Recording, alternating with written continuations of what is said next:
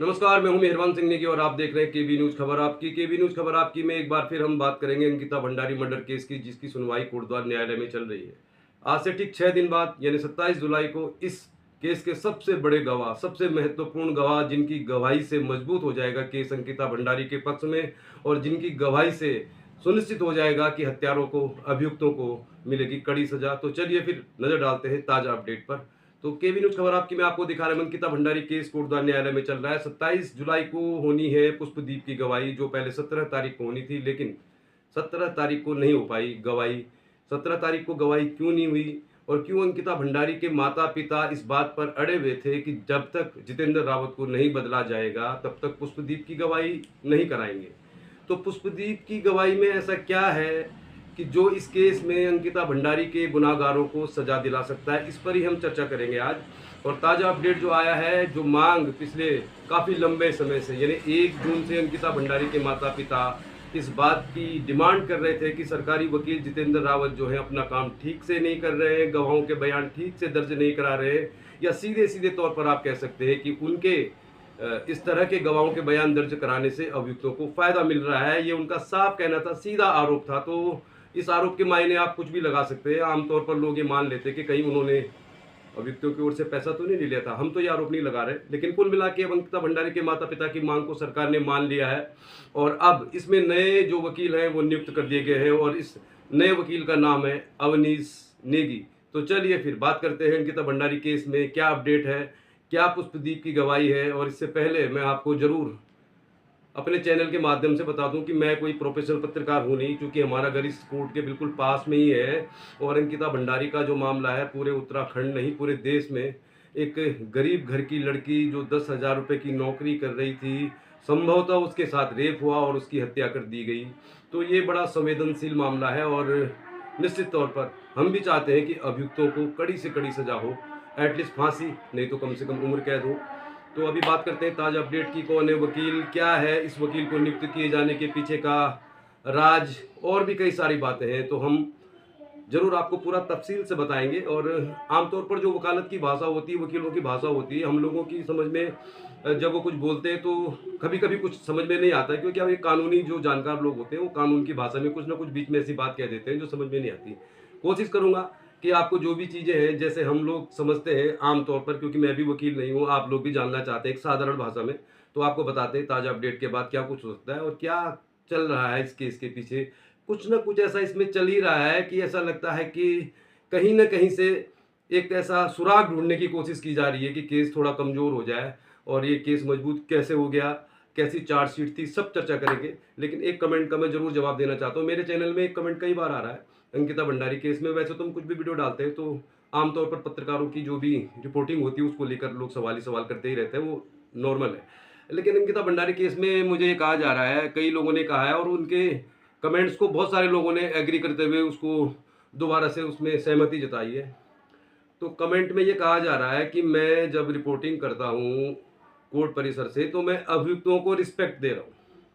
इस तरह के कमेंट आ रहे हैं, ये 2-3 बार आ गया कमेंट और इस कमेंट को मतलब लोगों ने दोबारा पसंद भी किया है, कमेंट करने वाले व्यक्ति के साथ सहमति जताई है। तो मैं आपको साफ कर दूं, जो कमेंट आ रहा है कि मैं अभियुक्तों को रिस्पेक्ट दे रहा हूँ कोर्ट परिसर में जब मैं वहाँ से रिपोर्टिंग करता हूँ, तो आपको मैं बता देना चाहता हूँ कि वो किस बात पे कमेंट आ रहा है। तो ये जो कोर्ट परिसर में कार्रवाई होती है तो इसमें 3 अभियुक्त हैं और जब 3 अभियुक्तों को कोर्ट परिसर में दाखिल कराया जाता है तो नंबर 1 बात तो मैं आपको बता दूं कि बिल्कुल गेट के पास से हम रिपोर्ट कर रहे होते हैं और अगर हम कुछ भी ऐसा कह देंगे वहाँ पे, चाहे वो अभियुक्तों के लिए कह दें कि ये आ गया या कुछ मतलब इस तरह आपत्तिजनक शब्द कह देंगे, तो फिर हम आपको वहाँ से रिपोर्टिंग दिखा नहीं पाएंगे, क्योंकि फिर पुलिस वाले हमें गेट के पास से रिपोर्टिंग करने नहीं देंगे। क्योंकि अभी पुलिस वालों को ऐसा लगता है कि हम लोग जो भी रिपोर्टिंग कर रहे हैं उससे पुलिस वालों को डिस्टर्ब नहीं हो रहा है, तो हम काफ़ी करीब से वीडियो बना देते हैं और मैं तो वहीं पर बोल के आपको सब कुछ दिखा देता हूँ। जो कमेंट आ रहा है कि मैं रिस्पेक्ट दे रहा हूँ, जब 3 लोग आते हैं, चाहे वो अपराधी है चाहे अभियुक्त है, तो आते हैं ही कहा जाएगा। अब मैं कोर्ट में ये नहीं कह सकता कि 3 अभियुक्त आता है। तो इस तरह का जब आते हैं, बार बार रिपीट किया जाता है, तो क्या होता है कि जब कोई अभियुक्त आता है तो ये जरूर मैं इसे स्लिप ऑफ टंग कह सकता हूँ कि आते हैं मेरे मुंह से निकल जाता है, तो इसको आप अन्यथा न लें। अब चूंकि कोर्ट परिसर से रिपोर्टिंग हो रही तो कोर्ट की भाषा में तो जब तक अभियुक्तों को गुनाहगार साबित नहीं कर दिया जाता, सजा नहीं हो जाती, तो उनको ज़्यादा हम अनाप शनाप कह नहीं सकते, नहीं तो रिपोर्टिंग करने नहीं देंगे। इसके लिए मैं आपसे अगर गलत फिर भी आपको लगता है तो मैं उसके लिए माफ़ी चाहता हूँ, लेकिन ऐसा कुछ भी नहीं है। और एक पिता होने के नाते हर इंसान यही चाहता है कि इस तरह के केस में कड़ी सजा हो। तो चलिए फिर बात करते हैं क्या है अपडेट, कौन है वकील। तो सबसे पहले तो बात करते हैं अवनीश नेगी की। अवनीश नेगी को अब शासकीय अभियोक्ता बनाया गया है, यानी कि अब जितेंद्र रावत की जगह अवनीश नेगी इस केस में गवाहों के बयान दर्ज कराएंगे। यानी कि पुष्पदीप के बयान 27 जुलाई को जो वकील दर्ज कराएगा उस वकील का नाम है अवनीश नेगी। तो थोड़ा सा पहले सरकारी वकील के तौर पर बात कर लेते हैं आपसे, क्योंकि लोगों को मालूम नहीं रहती बहुत सी जानकारी। तो सरकारी वकील आप ऐसे ही समझिए जैसे डॉक्टर्स होते हैं ना, तो जो सबसे अच्छे डॉक्टर्स होते हैं, सबसे जो नामी गिरामी, जो लोग प्रतिष्ठा चाहते हैं, पैसा चाहते हैं, तो वो लोग प्राइवेट क्लिनिक खोल लेते हैं या अपना हॉस्पिटल खोल लेते हैं या बड़े बड़े प्राइवेट हॉस्पिटल में जाके अपनी सेवाएं देते हैं। ज़्यादातर लोग सरकारी डॉक्टर बनना नहीं चाहते। तो वही अदालत में भी होता है। जो देश के नामी गिरामी वकील होंगे, तो ज़्यादातर जो वकील होते हैं वो प्राइवेट प्रैक्टिस करते हैं। चाहे राम जेठमलानी से लेकर अभिषेक मनु सिंह भी, चाहे कोई भी हो, तो ये लोग प्राइवेट तौर पर ही प्रैक्टिस करते हैं, सरकारी वकील बनना पसंद नहीं करते। वो एक दो मामलों की बात अलग है कि केंद्र सरकार का वकील बनना तो एक अपने आप में बहुत बड़ी बात होती है। तो यहाँ पर भी जो छोटी कोर्टों में सरकारी वकील होते हैं, तो वो कोई बहुत ऐसा नहीं होता है कि वो बहुत बड़े मतलब कोर्ट कानून के जानकार होते हैं, या वो कुछ कोर्ट में ऐसी बहस करते हैं कि उनको सरकारी वकील बना दिया जाता हो। सरकारी वकील का इतना बड़ा नाम नहीं होता, फेम नहीं होता। वो तो जितेंद्र रावत से कुछ तकनीकी गलतियां हुई या उन्होंने जानबूझ के की, तो ये सरकारी वकील का मामला आ गया। अवनीश नेगी जो है उनको वकील बनाया गया है सरकार की ओर से, और अंकिता भंडारी के माता पिता ने इसमें सहमति जताई है। और जैसी हमें जानकारी मिली है कि वो भी पौड़ी के अंकिता भंडारी के माता पिता के गाँव के आसपास के रहने वाले हैं। अवनीश नेगी पहले सरकारी वकील थे। और क्या होता है कि कोर्ट में जब भी कोई सरकारी वकील नियुक्त किया जाता है, तो उसमें जो सरकार होती है, जो रूलिंग पार्टी होती है, उसका भी थोड़ा बहुत दखलंदाजी होती है, यानी उनकी सहमति से ही सरकारी वकील बनते हैं। तो अब आप ये मानकर चलिए कि जितेंद्र रावत को सरकारी वकील बनाने में सरकार की सहमति थी। अवनीश नेगी पहले सरकारी वकील थे, उनको हटा दिया गया जब सरकार चेंज हुई है। यानी बीजेपी सरकार की पसंद के वकील नहीं थे अवनीश नेगी। अब उनको अवनीश नेगी को अंकिता भंडारी के माता पिता और सरकार की सहमति से शासकीय वकील बना दिया गया है। तो अब वो यहाँ पे पुष्पदीप की सबसे पहले गवाही दर्ज कराएंगे। तो पुष्पदीप का बयान क्यों है बहुत जरूरी, इस पर भी बात कर लेते हैं। दरअसल इस केस में जो कुछ भी निकल कर आ रहा है समय समय पर, तो सरकार का जो रवैया है वो इस तरह का है कि एक कदम आगे दो कदम पीछे। यानी कि शुरू से अगर आप ये देखें कि अगर अंकिता भंडारी का केस सीबीआई को सौंप दिया जाता, तो इतना सारा फजीयत न सरकार की होती, न लोगों के मन में सवाल उठते। तो केवी न्यूज़ का तो ये मानना है कि अगर सरकार अंकिता भंडारी को न्याय दिलाने के प्रति बहुत ज़्यादा गंभीर थी, उत्तराखंड की एक गरीब घर की बेटी जो 10,000 रुपये की नौकरी कर रही थी, जिसकी हत्या हो गई, तो उसके बाद से जो घटनाक्रम हुआ वनंतरा रिजोर्ट के आसपास, तो उससे आप सब वाकिफ हैं। 18 तारीख को मर्डर होने के बाद 2-3 दिन तक उसके माता पिता चक्कर काटते रहे और कोई कार्रवाई नहीं हुई। जब सोशल मीडिया का दबाव बना, लोगों ने विरोध प्रदर्शन किया, तब जाके सरकार जागी। उसके बाद भी बहुत ढीला ढाला रवैया था और अंततः एसआईटी की जांच हुई। एसआईटी की जांच के बाद अब मामला कोर्ट में। तो क्या है सरकारी वकील का काम, पहले जान लेते हैं। बहुत ही एक नॉर्मल काम होता है सरकारी वकील का, लेकिन सरकारी वकील जितेंद्र रावत ने जिस तरह से कोर्ट में गवाहों के बयान दर्ज कराते समय कुछ तकनीकी गलतियां की, जिनका बार बार हम उल्लेख कर चुके हैं, उसको लेकर सरकारी वकील चर्चा में आ गया। अदरवाइज ये जो काम होता है बहुत आसान होता है, मतलब ये वाला काम कोई भी व्यक्ति कर सकता है, वकील के अलावा भी। तो क्या होता है पहले जान लेते हैं क्यों नहीं हुआ वो काम। कोर्ट में सरकारी वकील का सिर्फ इतना ही काम होता है कि जब वहाँ पे गवाह पेश किया जाता है, तो गवाह को वो गवाह ने जो बयान पुलिस में मजिस्ट्रेट में दिया है, यानी 161 164 में जो गवाह ने बयान दिया होता है, सरकारी वकील का काम है कि उस बयान को पढ़ना है। और सिर्फ अगर वो इतना पूछ ले गवाह को कि आप इसी बयान से सहमत हैं, और अगर वो सर भी हिला दे हाँ, तो सरकारी वकील का काम खत्म हो जाता है। और वही जो होता है बयान जो पुलिस में दिया होता है, जो मजिस्ट्रेट में दिया होता है गवाह ने, जिसके बेस पे आरोप सिद्ध होता है, तो वो पूरा हो जाता है काम। लेकिन इस केस में क्या हुआ कि विवेक आर्य का बयान, जिसका जिक्र हम कई बार कर चुके हैं, एक दो गवाहों के बयानों को लेते समय इस तरह का वाकया प्रकाश में आया कि जो अभी आशुतोष नेगी है या जो अंकिता भंडारी की पैरवी कर रहे वकील हैं, उनको शुरू से ही जितेंद्र रावत पे शक था। लेकिन वो शक पुख्ता हो गया जब विवेक आर्य का जो बयान था वो हूबहू दर्ज नहीं कराया गया। और बिल्कुल अब अंकिता भंडारी के माता पिता को लगा कि अगर पुष्पदीप की गवाही में भी ऐसे होगा, क्योंकि पुष्पदीप है अहम गवाह। अब पुष्पदीप ने 17 तारीख को कोर्ट में वो आए थे, उन्होंने बहुत सारे पत्रकारों से बातचीत की और थोड़ा वो बहुत धीमा बोल रहे थे, तो हमने वो रिकॉर्ड तो किया, बट हम आपको पिछले वीडियो में दिखा नहीं पाए। तो पुष्पदीप बिल्कुल एक मैच्योर गवाह हैं और उनकी गवाही बहुत अच्छी है। मतलब इन्हें कहने का उन्होंने एक इंजीनियर दिमाग लगाया। वो एक इंजीनियरिंग के स्टूडेंट हैं और ये बहुत बड़ा काम आ रहा है इस केस में। और जैसा यहाँ पे जो वकील है अंकिता भंडारी केस की, सरिता रानी, उन्होंने भी यही कहा है कि अगर पुष्पदीप नहीं होता तो ये केस आज सामने भी नहीं आता। तो पुष्पदीप की है बहुत अहम गवाही। और अगर पुष्पदीप अपने पुराने जो बयान है उनको दोहरा देते हैं, क्योंकि जब अंकिता भंडारी का मर्डर हुआ था तो अंकिता भंडारी की पुष्पदीप की शाम को बात होती रहती थी। और इससे पहले भी उनके बीच जो चैट्स हुए हैं, व्हाट्सएप चैट्स हैं, बातचीत है, उसका लेखा जोखा भी है और पुष्पदीप इस बात को जानते हैं।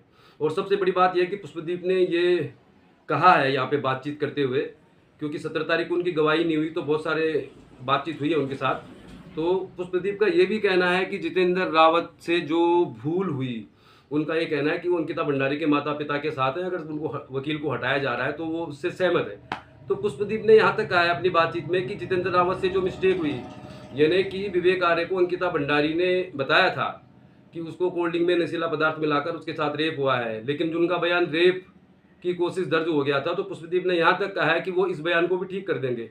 तो हो सकता है कि अंकिता भंडारी ने जो बात विवेक आर्य को बताई वही बात उसने पुष्पदीप को भी बताई हो। और अगर पुष्पदीप इस बात को यहाँ पे दोहरा देते हैं, उनके पास ऐसी जानकारी है कि अंकिता भंडारी ने ये कहा था कि उसको कोल्ड ड्रिंक में नशीला पदार्थ मिलाकर उसके साथ रेप हुआ है, अगर ये वाला बयान भी इसमें जुड़ जाता है गवाही के दौरान, तो फिर जो चूक हुई है विवेक आर्य से उसकी भी भरपाई हो जाएगी।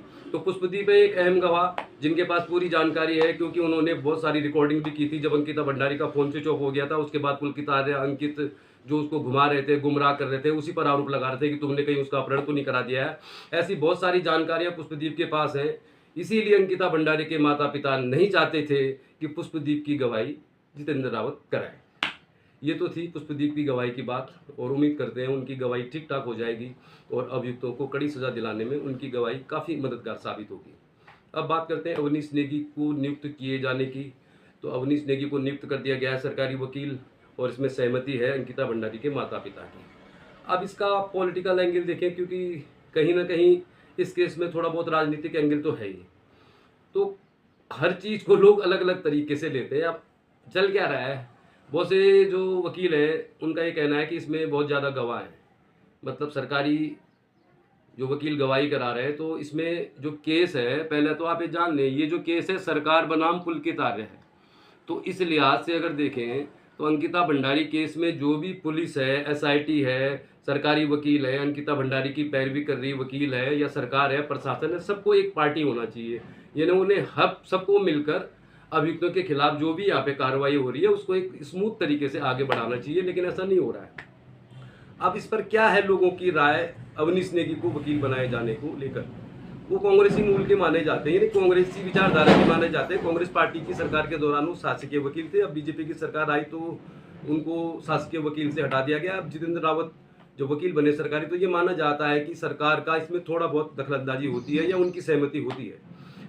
तो कहीं जानकार लोग ये भी कह रहे हैं कि अब सरकार ने एक स्ट्रेटेजी के तहत अवनीश नेगी का नाम अंकिता भंडारी के माता पिता को दिया होगा, क्योंकि ऐसा माना जा रहा था कि 2-3 नाम दिए जाएंगे जिसमें से एक नाम वो सेलेक्ट करेंगे।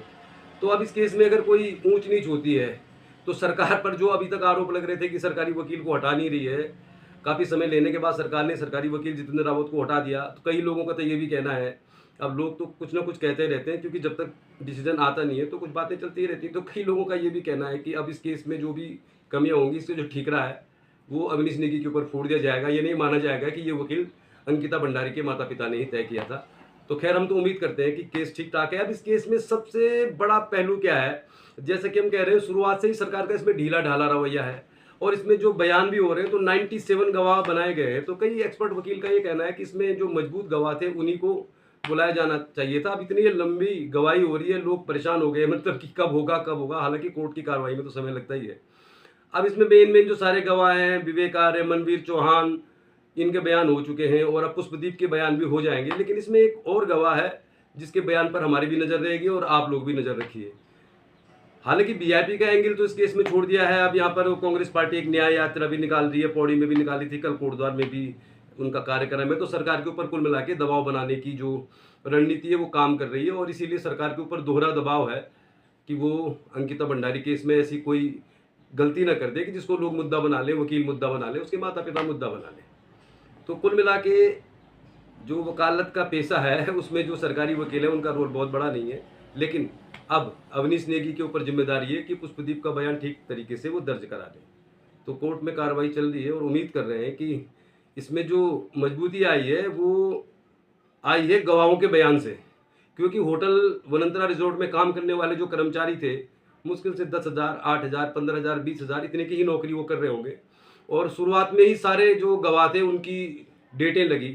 तो बहुत से जानकार लोगों का ये भी कहना है कि सरकार ने यानी कि एक ऐसी कुछ चल रहा है इस केस में कि पहले ही सारे गवाहों को पेश कर दिया गया ताकि दबाव रहे, कुछ ऐसी वो गलत वहाँ पे गवाही कर दे तो केस थोड़ा अभियुक्तों के पक्ष में हो जाए। लेकिन जो गवाहों ने बयान दिए उसी से इस केस को मजबूती मिली है। बाकी तो बहुत कुछ ऐसा हुआ है, रिजॉर्ट टूटने से लेकर एसआईटी की जांच से लेकर, जिसको लेकर लोगों के मन में सवाल है।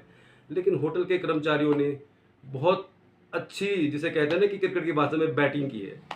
उन्होंने बिल्कुल सही बयान दिया, यानी कि ये इनको ऑफर जरूर हुआ होगा, ऐसा नहीं कि डायरेक्टली इनडायरेक्टली इन गवाहों को कुछ प्रलोभन नहीं दिया गया हो, क्योंकि ऐसे कोर्ट में बहुत से मामले होते हैं कि गवाह मुकर जाते हैं। लेकिन होटल के कर्मचारियों ने इसमें सबसे बड़ा रोल निभाया है। उन्होंने बहुत अच्छे तरीके से अपने बयानों को कोर्ट में दोहराया है। इसीलिए बड़े कॉन्फिडेंस के साथ जितेंद्र रावत भी कह रहे थे, आशुतोष नेगी भी कह रहे हैं, और तमाम जो वकील हैं उनका ये मानना है कि इस केस में इस न्यायालय से अंकिता भंडारी को न्याय मिल जाएगा, क्योंकि वनंतरा रिजॉर्ट के कर्मचारियों ने जो बयान दिए हैं बिल्कुल सही दिए हैं। तो हमारी इस केस पर पूरी नज़र है। 27 तारीख को पुष्पदीप का बयान होना है, और पुष्पदीप का बयान बहुत अहम होगा, और उनके बयान को जितेंद्र रावत से दर्ज न कराने के पीछे एक बहुत बड़ा रीज़न ये भी है कि जब यहाँ पर कोई गवाह जब अपने बयान देंगे, अगर पुष्पदीप इस वाली लाइन को भी जोड़ते हैं इसमें कि हाँ अंकिता भंडारी का जो कोल्ड ड्रिंक मिला के रेप वाला मैटर है, अगर उनके पास भी ऐसी कोई चैट्स है या कुछ ऐसी जानकारी देंगे, तो पुष्पदीप को यहाँ पर जो है वकील अभियुक्तों के वो काफ़ी सवाल पूछेंगे। ये नहीं कि उनको थोड़ा सा एक कह सकते हैं कि डिस्टर्ब करने का प्रयास किया जाएगा।